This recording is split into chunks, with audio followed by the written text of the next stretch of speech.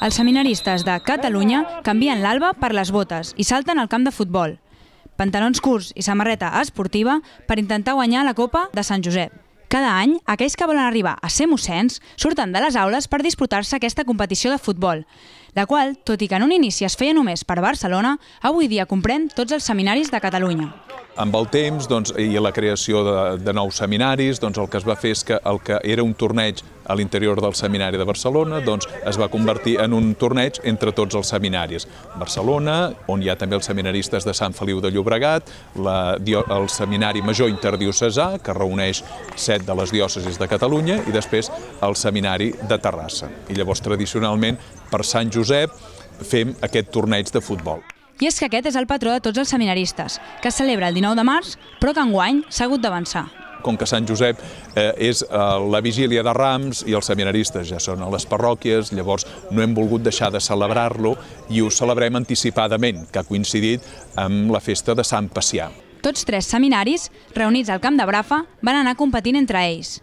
El torneig es disputava entre 5 equips. 2 equips del Seminari Conciliar de Barcelona, 2 més del Seminari Major Interdiocesà i un sol equip del Seminari de Terrassa. No van perdre la rivalitat i l'emoció.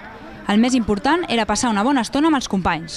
A nosaltres ens agrada molt, més que per qui guanya o qui perd, també perquè és una forma de fer companyerisme entre els diferents seminaris i entre nosaltres mateixos a cada equip.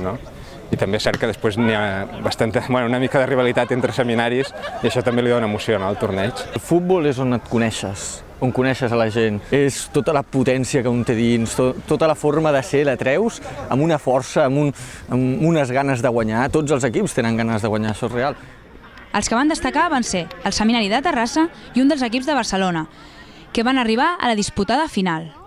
L'equip guanyador va ser el Seminari Conciliar de Barcelona, que va derrotar els de Terrassa, els quals no van poder complaure el seu bisbe tant com els hauria agradat. Ahir va venir el bisbe Josep Àngel Saiz Meneses a dinar al seminari i ens va dir que teníem que guanyar.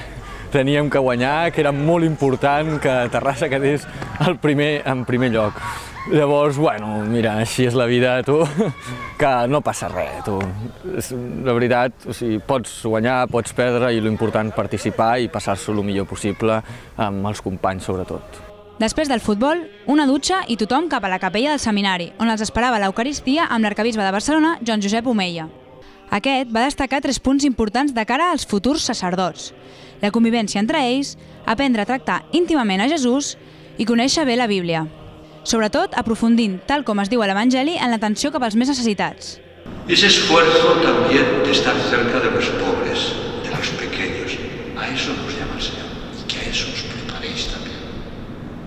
Y pobres no solamente el que no tiene trabajo y no tiene comida, que lo es.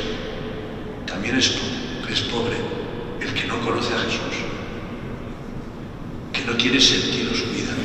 Y estamos llamados a ir a dar una respuesta, una luz a todos ellos. Que os preparéis en ese camino, luego el Señor nos ayudará a hacerlo bien si os ponéis en sus manos. Per acabar la jornada, tots els seminaris es van reunir plegats en un sopar de germanor.